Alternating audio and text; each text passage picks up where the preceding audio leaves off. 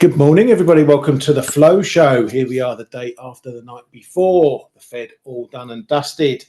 And I'm sure I'm going to have a lot of arguments with Mr. Michael Brown over how that turned out. Good morning, Mr. Brown. Hello, mate. Morning. How you doing? I'm all good. How are you? Oh, not too bad. Not too bad.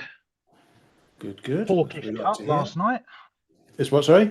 A hawkish cut yesterday, as I'm sure you're I fully told aware. you. I said we were going to have an argument all show. We might just row about that all show and then call it a day. Well, I thought that's what we were going to do. Exactly. I'm in one of those moods today, so you better be ready, sunshine. Oh no.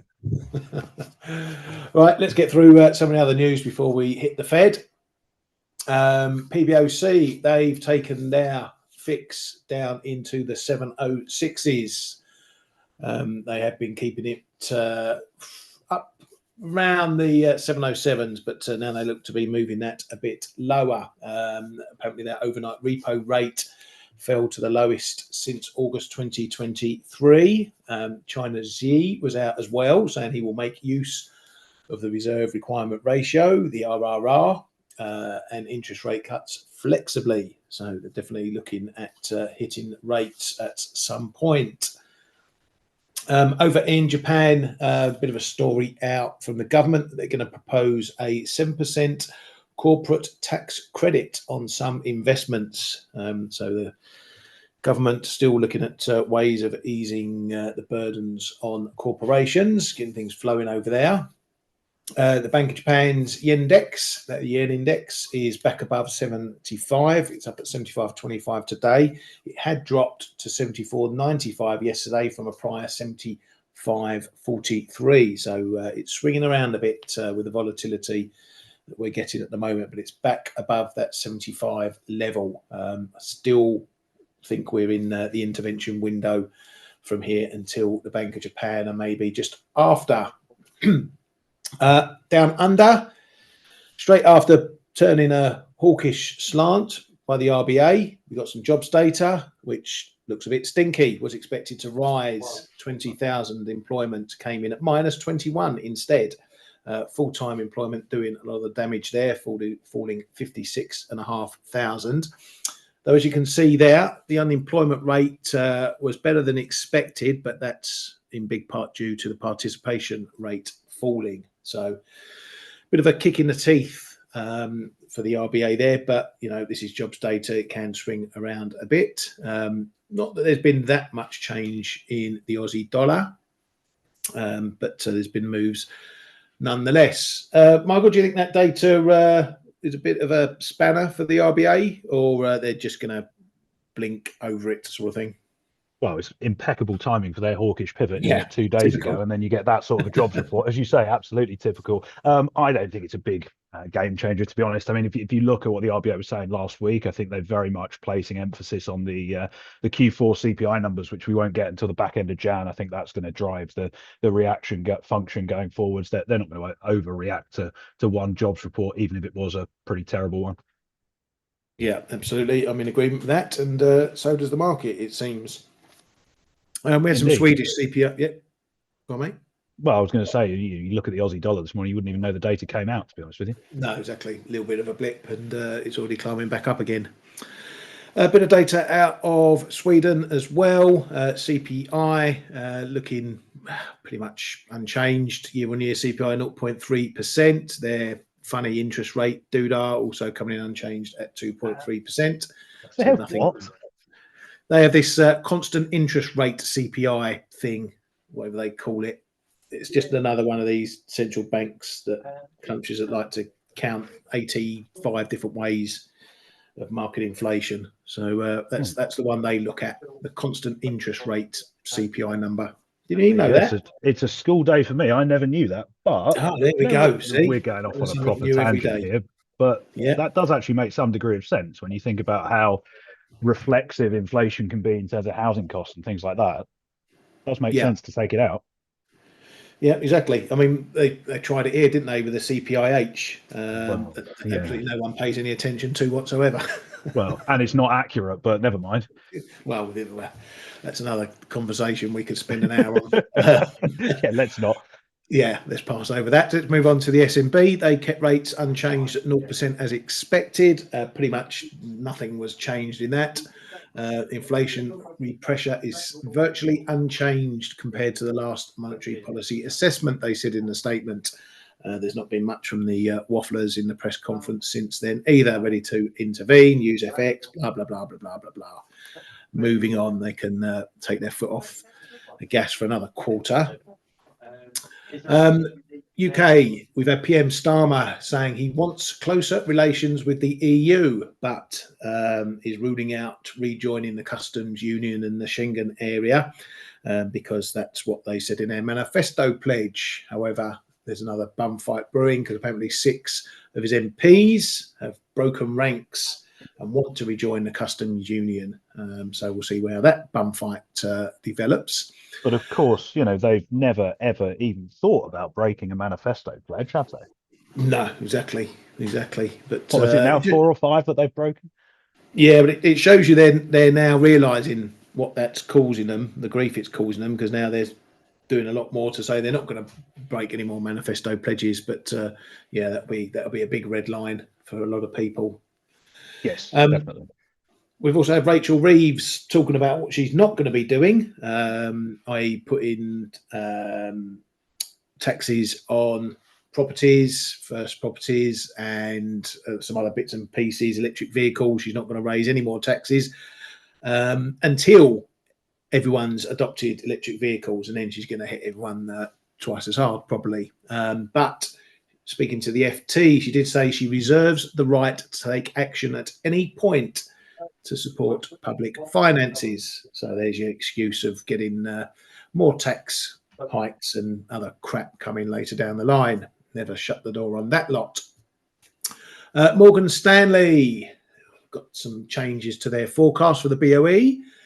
They now don't see the Bank of England cutting rates in March. They see them cutting rates in March. They're going to take the rate down to 3%, where they previously saw 2.75%. They expect to see rate cuts. Muck this right up. Right, they no longer see cuts in March. They now see them in February, April, and June, down to a terminal rate of 3%. So a little bit of a undovish move. That's what. That feels a bit punchy. Because I have the most fun and interesting life in the world, I was reading a paper on the BOE and where they see neutral, and the committee seemed to see it at 3.5. So you'd argue that to get down to 3, you'd need the labour market to really roll over quite considerably, which it is, but you've still got 4 hawks there who are going to try and hold out against that, you'd expect. Yeah. This is actually probably a forecast that I can actually get behind. Makes a change. Getting down to 3%, yeah, makes a change, but we shall wait and see. We both share the same thoughts on the state of the UK economy at the moment. So yeah, let's see where they have to take rates to. As it was on the way up with inflation, they'll probably have to cut them more than they'd like as well. But we'll see. ECB's Kazakh says inflation is near target, but momentum has picked up recently. Says core and particularly services inflation needs monitoring. The guard, she's on the victory laps. We remain in a good place, and we may upgrade our projections again in December. Says the Eurozone economy is quite close to potential. What's the potential in the Eurozone at the moment, Michael? 0. What? Well, it starts with a 1. I think most on the sell side see growth at 1.2, 1.3 in 2026 and in 2027. To be clear, and we were talking about this the other day, a lot of that is basically just a bet on German stimulus and that having a decent multiplier. Because obviously you look elsewhere and France are going to continue to consolidate and try and bring down the deficit. Italy are going to be doing the same thing. Spain are going to be doing the same thing. So, when you look at the Eurozone in 2026, you basically just need to forecast Germany is the kind of easy way to do it. But if the ECB are upgrading their growth projections, if they're holding steady their inflation forecast, they're happy-ish with an undershoot in 2026 and 2027, just reinforces the idea that the easing cycle is over and gets me closer to a free lunch. Oh, here we go. Another argument we're going to have. You've been talking about hiking now, and Well, that makes the bet null and void always. no, I think Schnabel's got way ahead of herself with that one. And actually, Yeah, I wouldn't be surprised if the market has misinterpreted what Schnabel was saying, where she was saying, I'm comfortable with the bets on the next move being a hike. Well, yeah, when she said it, we were pricing a hike for mid 2027, which you can argue is too far out to be reliable anyway.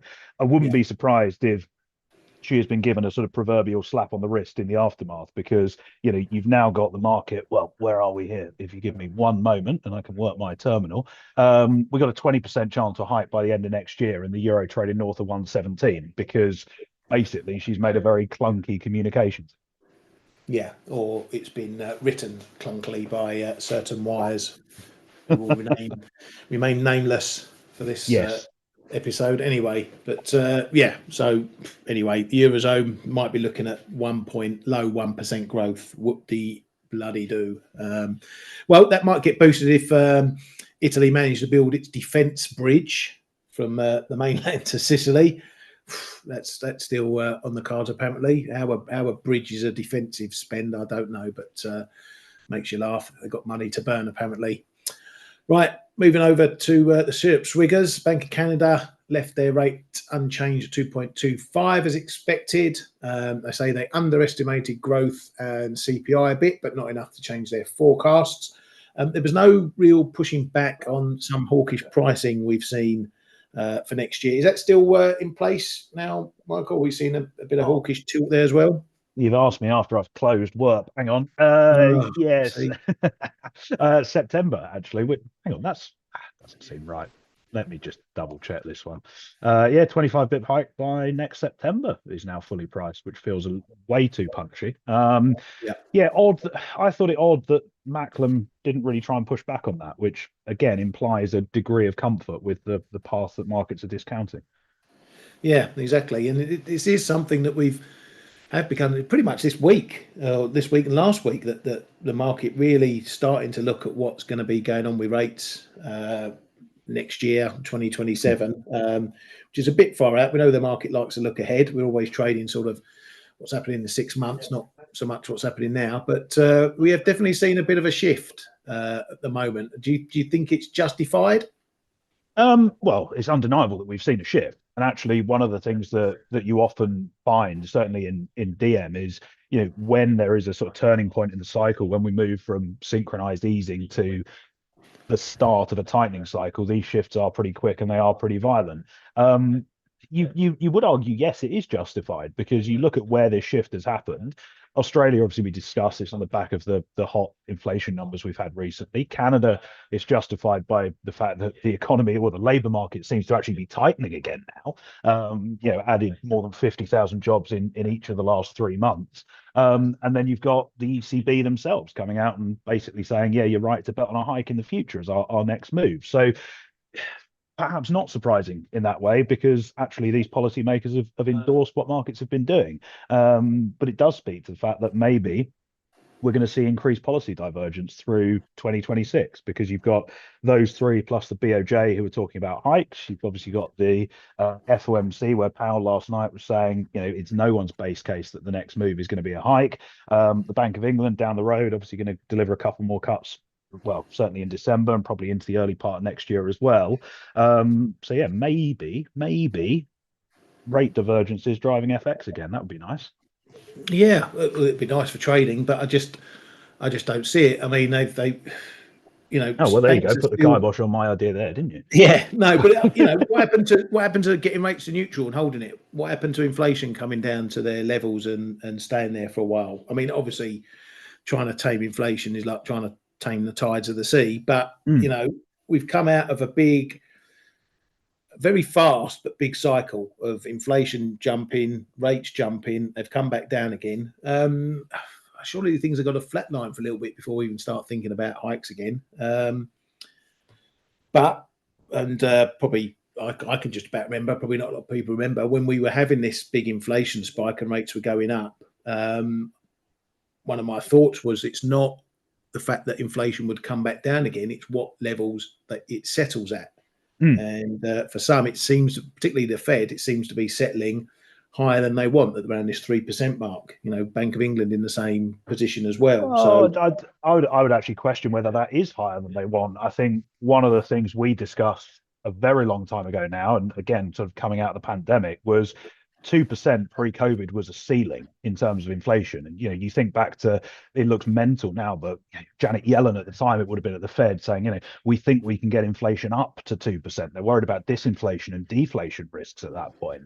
yeah, Now we're looking at the complete opposite, where 2% is actually likely to be a floor. And the trade-off that central banks are going to make, and you've seen this with the Fed over the last 6 months or so, is how much do you care about that last 50 to 100 basis points between 3 and 2% if the cost of that is significantly choking off economic growth, or the cost of that is a 1.5% rise in the unemployment rate? A lot of central banks are going to say, actually, we will tolerate a marginal inflation overshoot. We will tolerate it taking us 18 months longer to get back to the inflation target, because it will support the growth side of the equation, even though it's not explicitly in all of their mandates. We know that is a big variable that they're going to be caring about. So I think that's why we're seeing this continued bias to lean in and provide support where they can.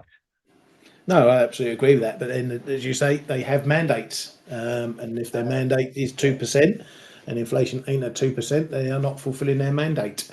And but that's their cross to bear, really. We know that they could do that and let things stay above 3%, but they've got to sell that to the people who are in charge, i.e., governments. But we'll wait and see. According to Trump, the US should have the lowest rate in the world, and it could even be negative. So I don't think the Fed are going to be able to sell anything to him, even if he does appoint Hassett as the next chair. Yeah. Well, speaking of Mr. Hassett, we'll move on to him next. Before the FOMC, maybe he thought he wasn't talking hawkishly enough and perhaps talking himself out of a job. He said that 25 pip cut would be a small step in the right direction. The Fed would probably need to do some more. The Fed has plenty of room to reduce rates.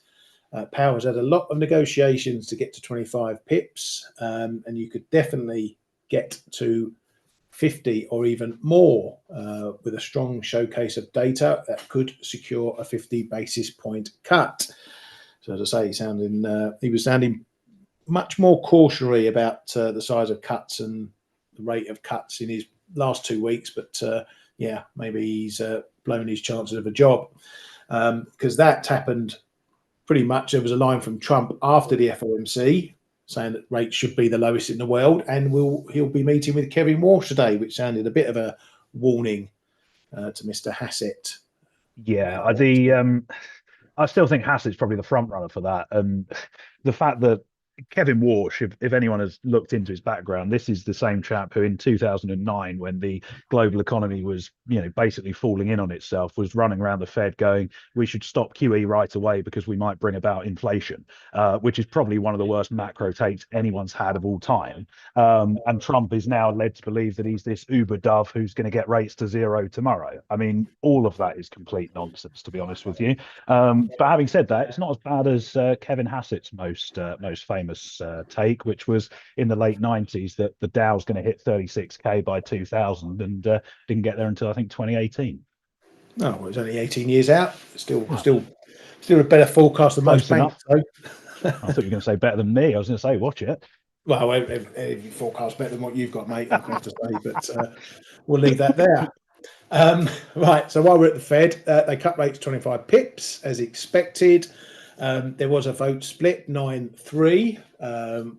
Two of those didn't want to cut. Mirren obviously going for his usual 50. Now, this is where we start the arguments about whether this report is cut or not. Okay, two people saying they weren't going to cut is less than what we were led to believe by far more members, if you remember, coming into November, through November into December. If you remember back then, when rate expectations were 50-50 and we had all these potential dissenters, we actually swung to 80% in favour of staying on hold. And then we got the others coming out the other side, the likes of Williams and whatnot, swinging it all the way round to a cut side. So There was a lot of people talking about staying on hold who didn't have the nuts to vote for a hold.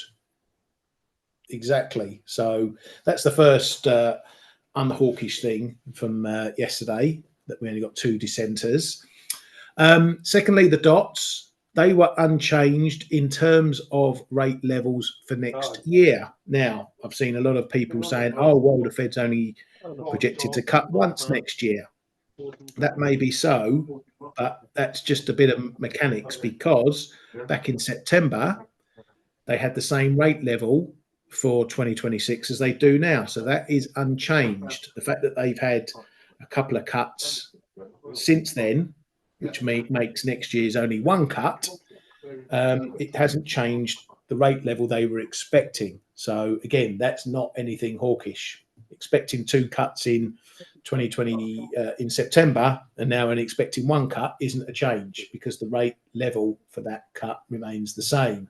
So their path for rates hasn't changed whatsoever. One thing that did happen was that QE started up. And don't even go there. Jesus.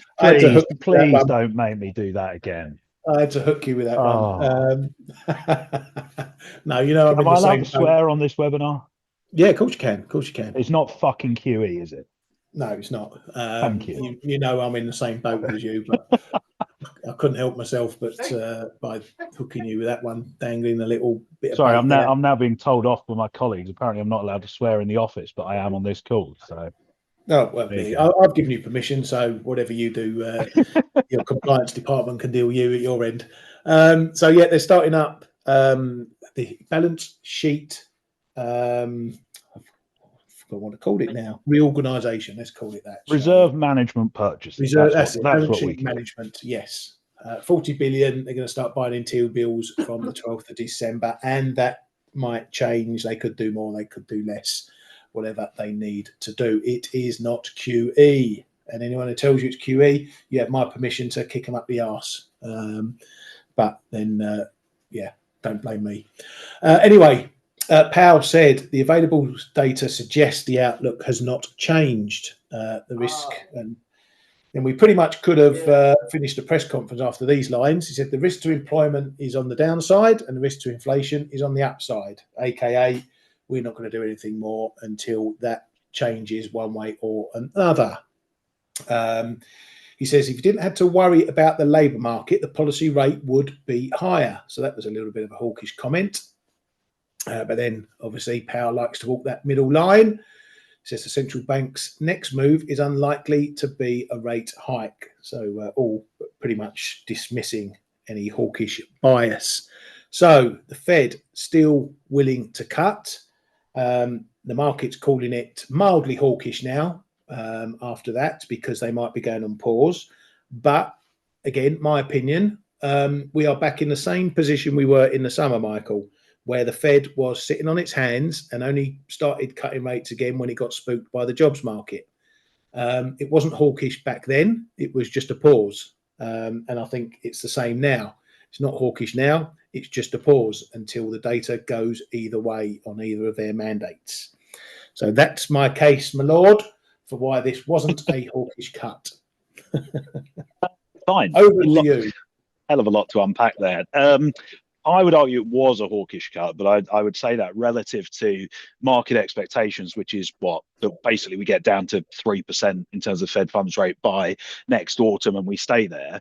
The reason I would say it's hawkish relative to that is simply because Powell and his colleagues did not explicitly endorse that path. And why would they? They're going to want to build some optionality around the future policy path for the Fed funds rate. In terms of all of the various bits and bobs of the decision, to be honest, I'm not too bothered about the dissents. Both of the hawkish dissents were Jeffrey Schmidt and Austin Goolsbee. They rotate off the FOMC at the end of the year anyway. They don't vote for another 3 years. Frankly, who cares? They're just proving a point at this stage. I think what was more interesting is that what Powell was saying at the press conference around how rates are now potentially within that range of estimates as to where the Fed see neutral, which suggests potentially a higher bar for easing from here on in.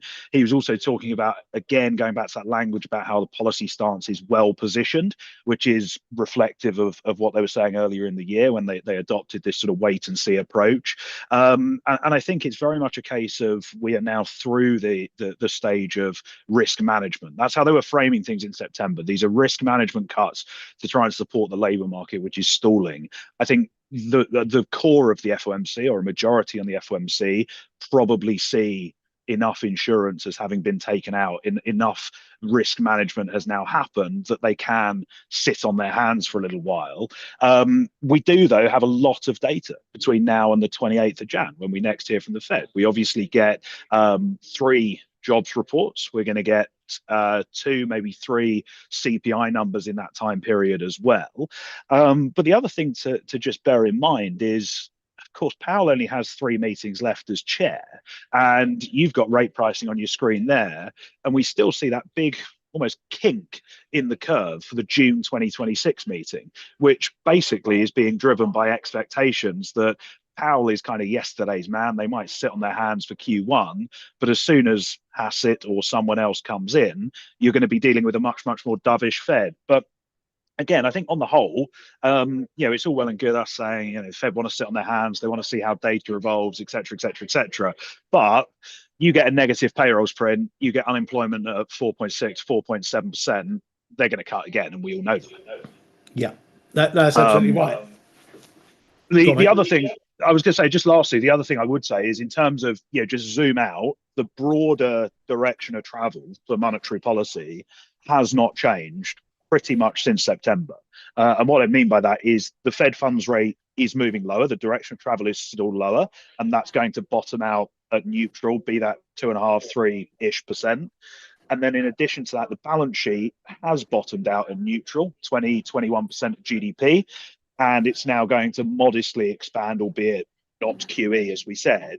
So actually, you're still dealing with this situation where the overall policy stance is shifting from tight to neutral, and that direction of travel has not changed. All we're really talking about is the timing of when any future changes will come. And you look at something like equities, frankly, whether they cut in Jan, March, April, doesn't matter at all. Yeah, absolutely agree with that. I mean, this is something I've been saying all week with this meeting. Whatever we got yesterday could all be tipped on its head next week with the data. So it's one thing the market's saying, yeah, hey, this is where we think rates are going. The Fed's on hold in January. Yes, we're only going to get 1 cut. We get a minus 200, 250 jobs report. 4.5, 4.7 unemployment rate. Market's going to go, right, they're cutting in January. They're going to cut 3 times, and then we'll probably get the QE talk starting all over again. So, yeah, and actually on that, it's very, very clear that the reaction function continues to lean heavily, almost entirely, in towards the labour market at this point. And what I mean by that is, in terms of the balance of risks, the Fed are much more likely to pivot slightly more dovish or deliver another cut based on a disastrous jobs report than they are turn hawkish if inflation doesn't come down quite as quickly as they expect. It's still jobs that are the driver of what they're going to be doing next. Yeah, and we should remember that a weakening labour market is disinflationary. It's not inflationary in any which way. So they could win twice. They could get a cut and support the jobs market whilst also seeing inflation coming down. So yeah, but it's again, the longer term picture, they would like to get rates lower, and for us trading it, if all these central banks forget rate hikes coming, if all these central banks like the ECB get their rates down, get inflation down where they want it, it's going to suck out a lot of volatility next year, because they will just sit at those levels, and that's the perfect scenario for them. It's the right amount of rates to help stimulate the economy and not let it overheat and keep inflation in check, and economies can then sort of grow steadily from that point. But in terms of trading it, it will suck the life out of this market if it knows or not that central banks aren't going to be doing anything for a long time. That is absolutely correct. The only problem is no one really knows where neutral is. You can't measure it, you can't Yeah, predict it, you can't model it with any great accuracy. And actually, in many ways, the Bank of Canada are potentially a great example of this because they're now down at 2.25%. And actually, you're starting to look at it and go, you're probably too loose. yeah. But then we've got to remember what interest rates are for. Then, yes, they're there for the big shocks, but the last 15 years has been nothing but big shocks. In olden times, when I had hair and Michael was wearing shorts, rates were just there to steer things slowly. If inflation got a little bit hot, you raised rates, a couple of times, and then it got cooler and you lowered them down again, and it was just a mild steering. At the moment, It's this is actually a good all. point, though, because, at risk of becoming a hostage to fortune, and unless you're in Switzerland, we're not going back to zero. No, Zero is not the zero lower bound is not where interest rates should be. It's not where central banks want rates to be, and I don't think anyone has got any desire to go back there. Which is why we're so focused on where neutral is and how long we're going to stay there. Exactly that. Right, let's move on. Over to some trade stuff. We've had US trade bod Greer saying it makes sense to discuss trade issues separately with Mexico and Canada. It says there could be certain areas where trilateral discussions can make sense, including rule of law or external trade policies.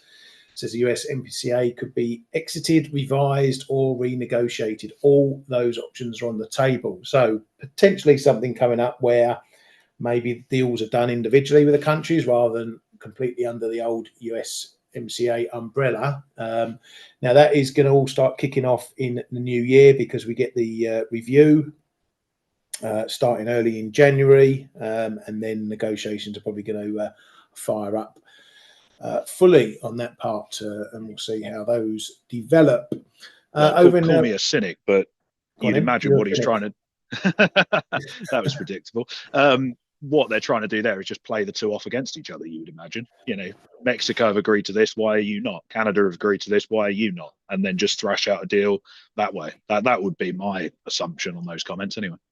Yeah, and I think also it's been clear that there's different politics at play. It's all the backdooring of immigrants, of stuff from China, of cheap goods out of China that backdoor into the US through Mexico and Canada. That's one side of the coin. That's the one that Trump's really been heavy on. Normal trade between the two countries is probably going to be okay to get a deal done pretty easily, but that's what he's really looking to hit, the China effect and all the stuff coming in the back doors.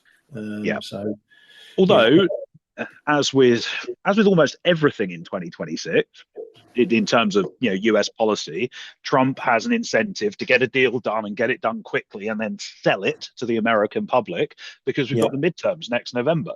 Do you want the entire news agenda in September, October next year to be dominated by the pantomime of trade negotiations that no one really understands apart from it's making everything cost more?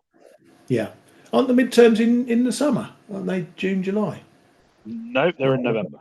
What's in June, July? I know we've got something. Well, at least July. I hope they're in November because I've been telling every client for the last 6 weeks that they're in November, and otherwise I'm going to look like a right moron, aren't I? Yeah, well, better both shut up in case we're both wrong. Yeah, I'm googling. Yeah, you get googling. November the 3rd, 2026. There you go. What's happening in the summer then? Maybe it's just some other elections or something. I don't know. I can't remember. I lose track. I don't know what happened last week, let alone what's happening in 6 months' time. You and me both. Yeah, exactly. Right, Russia's Lavrov out with a choice comment saying European peacekeepers in Ukraine will become a target. They're still trying to drive this divide between Europe and the US. Meanwhile, the EU is still working on this Russian asset freeze thing. Apparently, they're going to have a deal by Friday, which will help with easing Ukraine aid. Apparently, the plan would extend Russian asset freeze via emergency powers. So they're still reluctant to actually use any frozen assets because they're too scared, pretty much. But apparently some deal will be coming tomorrow, which I'll leave you with because I won't be here. So good luck with that one. Right, that's that. Any other items that have crossed your desk, Michael, you want to make us aware of? Oh, lots of things across my desk, mate, but none of them are problems I want to burden you with. The Um, the only other one, just for a broader point, is and although futures are actually recovering as we move through the session, but those Oracle earnings that we had last night, they weren't actually that bad. But I think it's just and obviously Oracle trading down what 10, 11% in the pre-market this morning. Just another bit of evidence that the market is still quite jittery around the whole AI theme, particularly around how increasingly we're seeing the capex being debt funded. I think there are still quite a few nerves out there about how that's going to evolve into next year. But for all the hullabaloo about that last night, the S&P and Nasdaq futures are basically trading this where they were this time yesterday. So we seem to have shrugged it off relatively easily, but still lurking in the background. Yeah, those stock markets are definitely reflecting a non-hawkish cut. Oh, Otherwise, they would have been much lower than they were. But anyway, let's move on. we're not doing that again. Have we got anything out today? We got obviously jobless claims coming out, which have again been doing absolutely nothing. In fact, they've been improving. So keep an eye on that. There was probably a fair bit of Thanksgiving related skew in the data last week, I would argue, with that 190k. So yeah, all the usual suspects will get excited that we're up 30k week on week, but it doesn't mean anything. No, exactly, and it's still confounding what's going on in the bigger picture. It's more and more looking like it might be a migrant thing that's happening in these claims, but I don't know how that's all counted. It's just still I think very strange. The whole US labour market is a supply story, not a demand story, in my view. Yeah. That's one of the reasons why non-farm payrolls growth has come down so considerably over the last year, and why we're now looking at a break-even rate of, let's say, 30,000 or 50,000 rather than 200,000, is because the labour force is just simply not growing. You do not have as much. Well, you've got basically zero net immigration in the US now. And as a result of that, naturally, labour supply goes down. The labour force isn't growing as considerably, and you see payrolls growth slow as a result. It's not necessarily a sign of anything structurally wrong. It's more just a sort of shift in broad labour conditions. Yeah, absolutely agree with that. Galaxy said that it's the primaries in the US across the spring and summer. So there we go. I knew it was that. And yeah, Brands raised the Trump gold card. I don't know if you saw that last night. Slipped out that Trump's created a gold card that you can buy to get into the US that offers better incentives than the green card. Apparently that website crashed yesterday for everyone in the UK trying to book themselves up. So yeah, we have to, presumably in true Trump fashion, we're going to have a platinum card next month, which will be worth double or something. Yeah, you have to pay double for it as well. Yeah. I wonder what you get with it. When you get like cashback and nectar points on it, we'll have to see. Well, if it gets you free from the grip of Rachel Reeves, then there'll be a queue around the block to get one. Yeah, exactly. Right, let's go and have a look at some unhawkish moves in the market. Let's get out of this chart for starters. So let's look at the euro to kick things off. So here is a hawkish cut. The euro much higher than it was when we went into the Fed.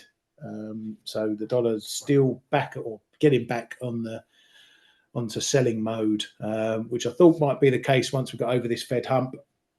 What do you see in this dollar selling at the moment, Michael? Is this just year-end stuff, or is this something a bit more? Is this just monetary policy? The Fed's still looking like they're not gonna hike, and the rate path is still down for rates. I was about to reach for every cliche in the sell side strategist book with this one for them, but yeah, I think marginal degree of policy divergence in there. But do you know what? And I know you're going to mock me for saying this. I know I've said it for a while. A lot of people are done for the year. Conditions are very, very thin. And one of the golden rules is you never overinterpret market moves that you see in December. And I think this is a kind of classic example of it, where you started to see the dollar roll over the last couple of days. Nobody really wants to, or actually is able to, step in front of and fade these sort of moves at this time of year. So you just start to see things running away with themselves. Should the euro be trading with a 117 handle? Should cable be trading with a 134 handle? No, in my book. But we are where we are. So be it. I suppose it doesn't look like momentum is going to flip back in favor of dollar bulls anytime soon. certainly no one is going to be overly keen to step in front of this, as conditions are only going to get worse from here on in. I know we've got payrolls and CPI next week, but that's just going to be an absolute mess, I think. Yeah, no, I agree with that as well. And it was funny watching this yesterday over the presser, where the 1 month at the money vols in euro dollar fell to the lows of the day at 4.835, I think it was, which getting below that 5% mark is really bad news for us. But yeah, great. I mean, I do feel slightly responsible for that, because I put out a note at the start of December saying maybe the FX trade for December is to buy vol, and it's just gone one way since. Oh, there we go. The old kiss of death. Yeah, absolutely. Football Manager's vote of confidence going in Yeah, there. Yeah, nice proper one, jinx mate. on that one, sadly. Yeah. So if you see 20 pip moves a day and you're getting frustrated, you know who to blame. Mr. Brown sitting right there. But yeah, this euro dollar, I hate December. I like it and I hate it. You can get a lot of good, decent moves because we always get the end of year stuff. We always get the last bank meetings of the year and everything else. But it really is a tough time to really look at some of these moves and know what's driving them. Are they real? Are they not real? Is it just reaction? Is it just low liquidity? Is it end of year profit taking, squaring up, all that sort of stuff? So it's a tough time to trade.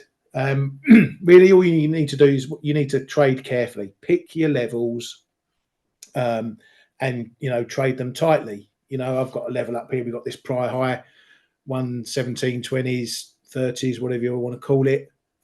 That's a half decent level. If you're going to try something there. Don't try something here at 117.10 where there's nothing there. Wait for those levels, and you don't have to be too wrong before you know you're wrong. So if it's trading up through there, well, then the level's not holding, and you need to be careful. So if you've had a good year, you don't want to blow it doing stupid things in the last 2 weeks of the year or the last 2 full trading weeks of the year. Advice I give time and time and time again. I'm looking to not get into anything fresh unless it's a scalp or something I can't resist. I'm even looking to exit out of trades like euro sterling, because I don't want to be stuck in a trade that's just costing me money for 2 weeks over Christmas. So I'd rather get out and get back in the new year if I feel like it. But anyway, we'll look at the techs. As I said, this little zone here in the 20s is next. We got this 61.8 fib of the September move around the 147 at 117.5 area. It's a prior level as well, big old level, one of my big ones. So that's somewhere to keep an eye on if we get up there. Dips, we had this break point at sort of 80s. Look at that, and then this 65 level, which we struggled to get through for several days before we made the break. So those are your dip areas you're going to be looking at. But if that vol reduces further, it's going to get quieter and quieter. What was your Don't use the Q word, you're tempting fate. Oh, yeah. Well, we're already here, mate. Vols are today 5.01%. Good, perfect. Let them stay there. Yeah. Thanks. Got a lunch Cheers to get to. Oh, well, another one. I'm surprised you're not there already. What do you think of the moving yields yesterday? I mean, it pretty much par for the course, really. We did pretty much write this one out before it happened. Watched them 420s and 10s. We got up there, we nicked it, and now we're coming back to the middle. Yeah, I think there's a couple of things at play, and I think you actually need to split the curve. So the front end of the curve is really just a sort of extrapolation of these reserve management purchases. I know they're only buying bills. It's obviously less than 364 days, but you're going to see a bit of a spillover into the 2-year as well, which is why we saw the rally there. That's more just a case of the Fed stepping in.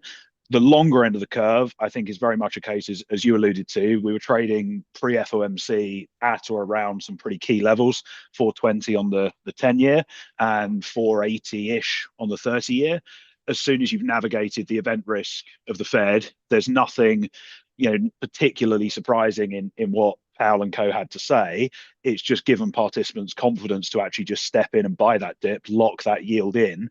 And again, they're wanting to do that pretty quickly because, as we mentioned a moment ago, we've got data risk in terms of payrolls Tuesday and CPI Thursday. So if you want to scoop up the dip, then now's the time to do it, and you're not going to hang around. So I think that's what drove that move yesterday. And actually, if you look at govies across the board, the sell-off probably, and I know this is a bit of hindsight trading, but we probably did sell off a little bit too far, a little bit too fast. So no particular surprise that we've come back a little bit.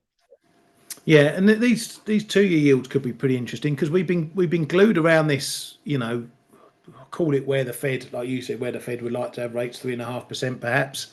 We've been glued around this area, but surely this is at risk now because if they do have to cut a couple more times, we're going to be going below this level. Is that gonna have an impact on the dollar? Do you think? Well, given that the correlation between rates and the dollar has been somewhere close to zero this year, you would argue no. But also a 2-year sat, 50 basis points above neutral? It doesn't seem outlandish to me, to be completely honest. No, it's not. But it's been here. What I'm saying is it's been here while rates were much higher. It's been stuck here for the last few months. So what happens if rates get down to that level and these still don't move? That surely that opens a door for a bit of a risk if they then have to go and cut again, because obviously you're likely to see these yields coming down maybe towards that 3% mark a bit swiftly, shall we say? Yeah, potentially. And I think that would be naturally a headwind to the dollar if you saw that sort of a move. But I wouldn't be betting the house on it. Have you got a house to bet on it? Someone else's. Go and rent one and then bet that one. Given my track record with these bets, mate, I wouldn't want to be living in that house. No, I can second that. And hopefully there'll be another one to add to your collection next year. We shall see anyway. Right, quick look at stocks. Let's keeping it bid. No real move again. We had this little move up. It's come back down again. When's the Santa rally begin? Is this market going to be waiting for that data next week, do you think, or it doesn't really care? I don't think the data matters too much, to be honest with you. As we said, I think it's going to be very, very messy. Certainly the jobs data, because you've got all the government shutdown impact. How are those workers going to be classified, et cetera, et cetera, et cetera. Fundamentally, going back to what we said earlier, you've got a very supportive monetary backdrop. No matter when a rate cut comes, earnings growth is robust, economic growth is robust. Everyone wants to do a bit of portfolio window dressing into year end. So can we just trade 7K and get it over and done with? Yeah, that's still your number, isn't it? Still my number. Still waiting for the gilet with it on. Yeah. Have you got a lunch going on that one as well? Actually, no, I don't. Oh, that's a surprise. Purely a matter of personal pride, that one. Yeah. Right, last one I'm going to look at, and then we'll call it a day, is good old silver. I know some of you like trading this as well. We've got a similar situation developing that we had here. We had this new fresh high, then we found another high, and we got 3 levels that really clearly defined themselves before we got the break. And I've been mentioning this all week. You can trade in the middle, you can trade the edges, or you can trade the breaks. So we've had a break. It's a pretty decent break. And now we're doing the same thing. We've got a bit of support coming in here. We've got another fresh high that's now acting as support. We've got a high to look at. It seems to be doing the same thing, $2-3 difference between this sort of price action. And this is what you traders can learn about reading price action. You need some time for it to develop, like we had here, but it's already developing. So your key levels. If you're breaking back below 60.09, then something worse might happen. If we break the highs, we could be off and running again. But until then, you've got 3 levels that you can potentially trade. You don't need to guess. You don't need to have a bias. You can just trade the levels, trade the breaks, and make your money that way. So silver's doing the same thing as it was doing down here, pretty much identically doing the same thing. So learn the price action. Don't guess where things are going. And I know some of you in the room will know that already. Right, well, that's it from me. I'm off tomorrow because I'm meeting this young man for a few beers. So K-Man will be back. Excuse me. What are you choking on that invite, are you? Oh no, it's just the thought of me having to buy you a beer. That was the. Oh, but I'll take a photo of that one, I can tell you. Well, while we're on the subject of beers, it is an open invite. So if you're around London town, we're meeting up at the Broadwood. Old Broad Street, just up from Bank, from about 1:30, 2 o'clock tomorrow. So that's an open invite. Come and join us. Come and buy us a pint. Michael's taking donations. Yeah, you can come and see us tomorrow. So I'll be off. K-Man will be back, so you can bug him about everything else. Thank you very much, Mr. Brown, for coming on the Flow Show once again. Pleasure as always. Have you on another time as well. And yeah, have a great weekend, everybody. I'll see you later on Face. Trade safe. And I'll see you next Monday. Have a good one.